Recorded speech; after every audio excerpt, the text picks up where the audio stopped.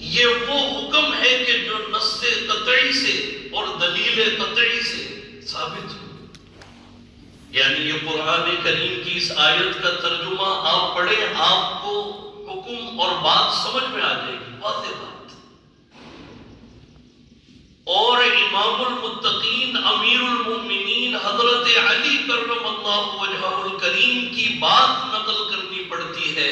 فرض کی جو طاقت ہے اور فرض کا جو مقام ہے، کیا درجہ ہے اس کا. حضرت علی فرماتے ہیں کہ اگر کسی مسلمان کا ایک روزہ چھوٹ گیا اور پھر اللہ تعالیٰ نے اس کو قیامت تک کے لیے اس کو عمر دے دی اور وہ قیامت تک روزے رکھتا رہا، تو جو وہ ایک روزہ چھوٹا تھا، قیامت تک کے روزے رکھنا اس ایک روزے کا بدلہ نہیں ہو سکتا. یہ ہے فرض کی طاقت. اس لیے دعا کیا کیجئے کہ اے اللہ ایک بھی روزہ نہ چھوٹے. اس لیے کہ اگر کسی مسلمان کا ایک روزہ چھوٹ گیا، دنیا ختم ہو جائے گی، قیامت آ جائے گی، قیامت میں سب فنا ہو جائیں گے، ختم ہو جائیں گے، لیکن وہ جو دنیا میں ایک روزہ چھوڑا تھا اس کا اجر وہاں پر بھی ملنے والا نہیں ہے. تو یہ ہے فرض. یا ایھا الذین آمنوا کتب علیکم الصیام، تم پر روزے فرض کر دیے گئے. سیام یہ جمع ہے صوم کی. روزہ عربی زبان میں صوم کہتے ہیں اور صوم کے معنی ہے رکنا. کوئی چلتے چلتے رک جائے تو یہ بھی صوم ہو گیا، کوئی کھانے پینے سے رک جائے یہ بھی صوم ہو گیا. لیکن شریعت کی اصطلاح میں صوم کہتے ہیں، اس کی شرعی تعریف یہ ہے هو الامساک عن الاکل والشرب والجماع. شریعت کی اصطلاح میں صوم کہتے ہیں تین چیزوں سے رکنے کا نام ہے: کھانے سے، پینے سے، ازدواجی تعلقات قائم کرنے سے. ان تین چیزوں سے رکنے کا نام روزہ ہے.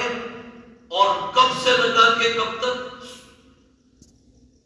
طلوع فجر سے لگا کے غروب آفتاب تک. اور کس نیت کے ساتھ؟ روزے کی نیت کے ساتھ. یہ ہے صوم کی شرعی اور اصطلاحی تعریف. قرآن کریم کی یہ آیت نازل ہوئی. یہ روزہ کب فرض ہوا ہے؟ در مختار کتاب الصوم میں یہ بات موجود ہے کہ 10 شعبان المعظم سن 2 ہجری میں یہ روزہ فرض ہوا. اور دیکھیے انداز، دیکھیے انتہا سے زیادہ شفقت، محبت. فرمائے کہ ایھا الذین آمنوا کتب علیکم الصیام کما کتب علی الذین من قبلکم لعلکم تتقون. اللہ تعالیٰ روزے فرض کر رہے ہیں، لیکن محبت دیکھیے. اے ایمان والو دیکھو، یہ تم پر روزے تو فرض کیے جا رہے ہیں، لیکن تم گھبرانا نہیں، تم پریشان نہ ہونا. تم سے پہلے جتنی بھی قومیں آئیں، جتنی بھی ملتیں آئیں، ان پر بھی ہم نے روزے جیسی عبادت کو رکھا تھا. یہ تمہارے لیے تو نئی عبادت ہے، لیکن یہ بڑی قدیم عبادت ہے. کتنی قدیم عبادت ہے؟ اتنی قدیم عبادت ہے کہ جتنا انسان قدیم ہے، انسان پرانا ہے. آپ جانتے ہیں ابو البشر حضرت آدم علیہ السلام، اللہ نے جن کو اپنی قدرت کاملہ سے بغیر باپ اور ماں کے پیدا کر کے دکھا دیا. اللہ کی قدرت دیکھیے. اللہ تعالیٰ پیدا کرنے پر آئے تو بغیر ماں اور باپ کے بھی پیدا کرتے. اور اللہ کی قدرت دیکھیے، اگر اللہ تعالیٰ پیدا کرنے پر آئیں تو حضرت عیسیٰ علیہ السلام کو بغیر باپ کے پیدا کر دیا۔ یہ اللہ کی قدرت ہے۔ تو حضرت آدم علیہ السلام کو اللہ نے پیدا کیا اور یہ فرما دیا وَإِذْ قَالَ رَبُّكَ لِلْمَلَائِكَةِ إِنِّي جَاعِلٌ فِي الْأَرْضِ خَلِيفَةً، فرشتوں کے سامنے یہ کہا کہ ہم دنیا میں انی جاعل فی الارض خلیفہ، میں اپنا خلیفہ، اپنا نائب بنانا چاہتا ہوں جو دنیا میں میری طرف سے نیابت کے فرائض سر انجام دے۔ تو فرشتوں نے یہ کہہ کے اعتراض کیا قالوا اتجعل فیها من یفسد فیها وَيَسْفِكُ الدِّمَاءَ وَنَحْنُ نُسَبِّحُ بِحَمْدِكَ وَنُقَدِّسُ لَكَ، کہ اے اللہ آپ ایسی مخلوق بنانا چاہتے ہیں جو خوریزی کرے گی، قتل و قتال کرے گی، آپس میں ایک دوسرے کا گلا کاٹے گی، اور اے اللہ یہ عبادت نہیں کرے گی، اور اے اللہ اگر عبادت ہی کرانی مقصود ہے تو ہم تو کافی ہیں آپ کی عبادت کے لیے۔ اللہ سبحانہ و تعالی نے حاکمانہ انداز میں جواب دیا، فرمایا کہ انی اعلم ما لا تعلمون، میں خالق ہوں، جو میں جانتا ہوں وہ تم نہیں جانتے۔ حضرت آدم علیہ السلام کو مجھ سے لغزش ہو گئی۔ اب دیکھیے یہ ہے اس زمین پر ابو البشر جو پہلا روزہ رکھا گیا آئے ہیں اور یہ کہا کہ آپ آج روزہ رکھیں، آج مہینے کی 13 تاریخ ہے۔ حضرت آدم علیہ السلام نے روزہ رکھا، اور روزہ رکھنا تھا تو چہرہ منور ہو گیا، روشن ہو گیا، چمکنے لگا۔ اگلے دن پھر فرشتہ آیا اور انہوں نے کہا آج 14 تاریخ ہے، آج آپ روزہ رکھیے۔ اور حضرت آدم نے روزہ رکھنا تھا، سر سے لگا کے آدھا جسم اور بدن نورانی ہو گیا۔ تیسرے دن پھر جبریل امین آئے اور فرمایا کہ آج 15 تاریخ ہے، آج آپ روزہ رکھیے۔ 15 تاریخ کا روزہ رکھنا تھا کہ حضرت آدم علیہ السلام سر سے لگا کے پاؤں تک بالکل نورانی، روشن، منور ہو گئے۔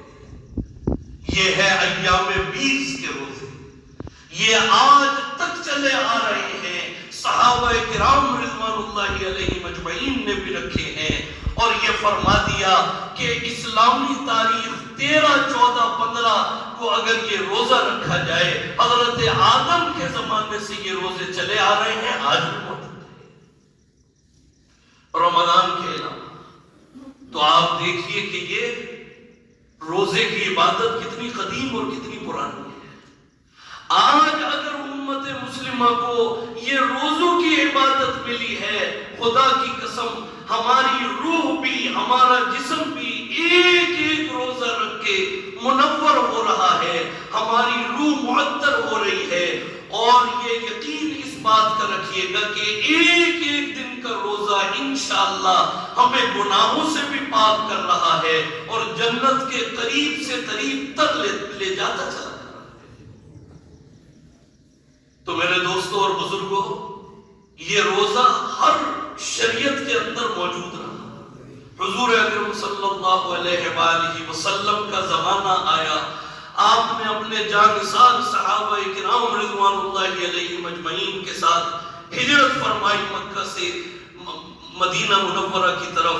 اور جب 10 محرم کا دن آیا، یوم عاشورہ، تو آپ نے دیکھا کہ یہودیوں کی چونکہ بہت بڑی تعداد مدینہ میں پہلے سے موجود تھی اور یہ باقاعدہ دور دور سے آئے تھے، ان کو پتہ تھا کہ نبی آخر الزمان محمد عربی صلی اللہ علیہ وآلہ وسلم مدینہ منورہ تشریف لائیں گے، انتظار میں تھے، لیکن صرف اس بات پر انکار کر دیا کہ جو نبوت بنی اسماعیل میں بنی اسرائیل میں چلی آ رہی تھی، یہ آج بنی اسماعیل میں کیوں منتقل ہو گئی، اس بات پر انکار کر دیا۔ تو 10 محرم کا دن آیا، دیکھا کہ یہودی روزہ رکھ رہے ہیں، صحابہ کرام رضوان اللہ علیہ مجمعین کو بھیجا ہے حضور اکرم صلی اللہ علیہ وآلہ وسلم نے کہ جاؤ جا کے پتہ کرو کہ کیوں روزہ رکھا انہوں نے۔ صحابہ گئے ہیں، ان سے پوچھا، انہوں نے کہا کہ آج کے دن میں اللہ نے ہماری قوم کو اور ہمارے نبی حضرت موسیٰ علیہ السلام کے لیے اللہ نے سمندر میں راستے بنائے تھے اور فرعون کو اس سمندر میں غرق کیا، ہمیں اللہ نے نجات دی تھی، اس دن کے تشکر میں ہم آج روزہ رکھ رہے ہیں۔ حضور اکرم صلی اللہ علیہ وآلہ وسلم نے فرمایا کہ حضرت موسیٰ تو میرے بھی بھائی ہیں، لیکن آپ نے یہ فرمایا کہ یہ دین اسلام جو ہے، ان الدین عند اللہ الاسلام، یہ دین حق ہے۔ فرمائے کہ روزہ ہم بھی رکھیں گے، لیکن ہم یہودیوں کی طرح نہیں رکھیں گے، یا تو ہم 9 تاریخ کا روزہ 10 کے ساتھ ملا کے رکھیں گے، یا 10 کو 11 کے ساتھ ملا کے رکھیں گے، صرف 10 کا روزہ نہیں رکھیں گے۔ تو میرے دوستوں اور بزرگوں، یہ روزہ بہت قدیم عبادت ہے۔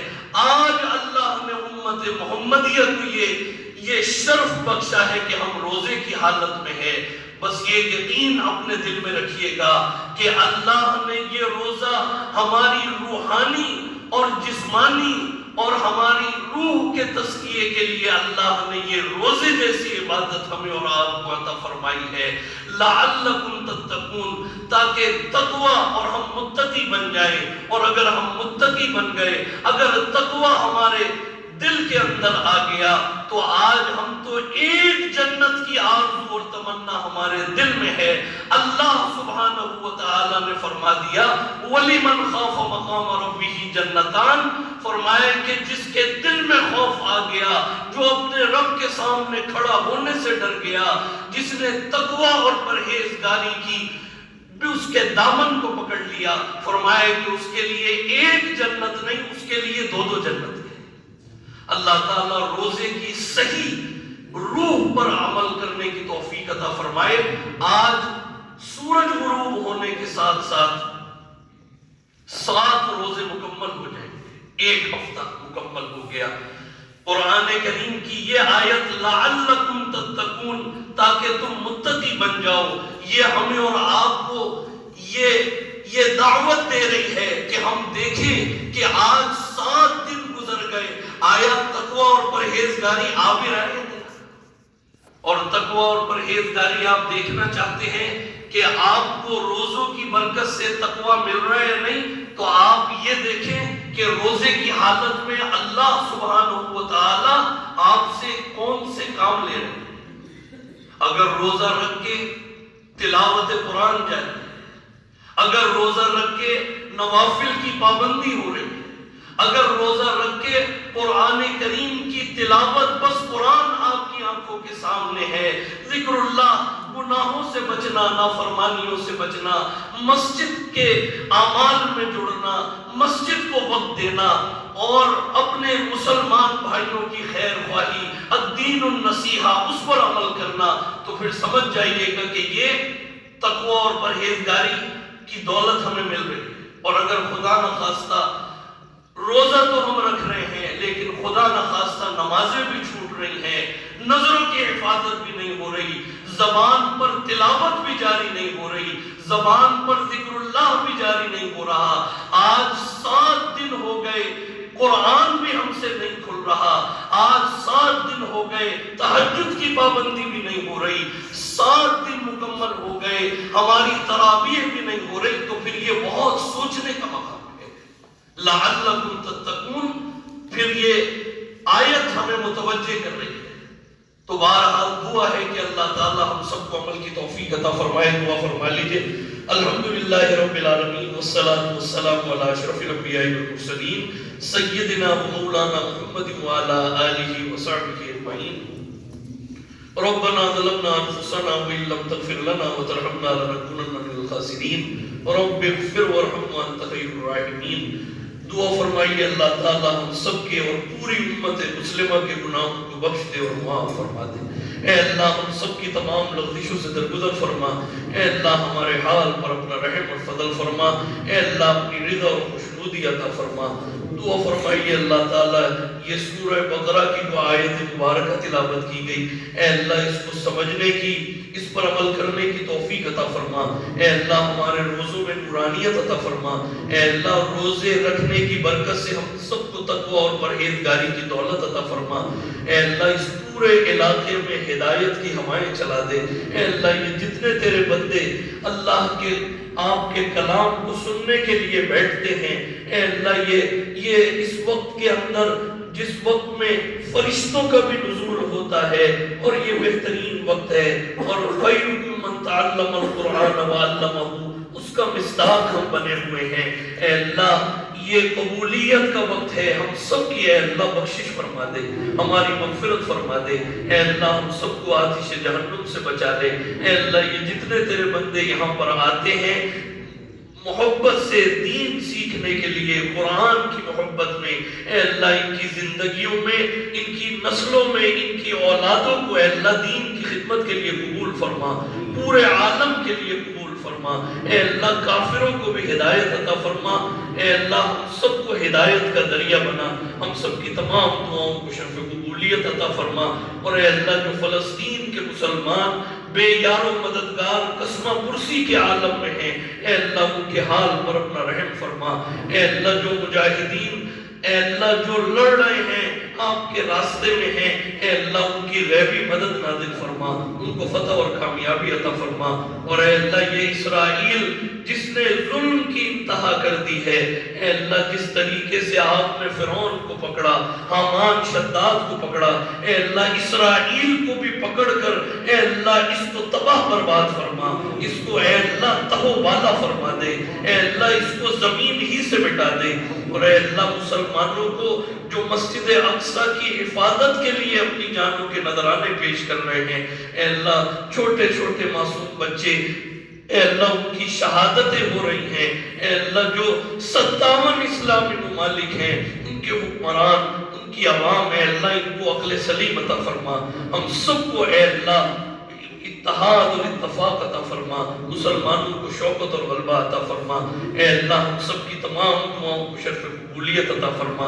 اللہ کے راستے کے مہمان بھی یہاں پر موجود ہیں، اللہ تعالیٰ ان کے آنے کو قبول فرما، اور اے اللہ ان کے ایک ایک قدم کی برکت سے اس پورے علاقے میں ہدایت کی ہوائیں چلا، اور اے اللہ ہم سب کو ان کی نصرت کرنے کی توفیق عطا فرما، ان کا اکرام کرنے کی توفیق عطا فرما، ان سے دین سیکھنے کی آگے پہنچانے کی توفیق عطا فرما۔ ہم سب کی تمام دعاؤں کو قبول فرما۔ ہمارے تمام مرحومین جو قبروں میں چلے گئے ان سب کی قبروں کو نور سے منور فرما، ان کی قبروں کو جنت کا باغ بنا، اور حاضرین مجلس میں سے جس کے دل میں جو آرزو اور تمنا ہے، جو جس مشکل اور پریشانی میں ہے، اے اللہ آپ علیم بذات الصدور ہیں، اس کی تمام مشکلات کو اے اللہ دور فرما۔ ہم سب کی دعاؤں کو شرف قبولیت عطا فرما۔ اللہم ارنا الحق حقا وارزقنا اتباعہ وارنا الباطل باطلا وارزقنا اجتنابہ، وصلی اللہ تعالی علی خیر خلقہ محمد وآلہ واصحابہ اجمعین برحمتہ یا ارحم الراحمین۔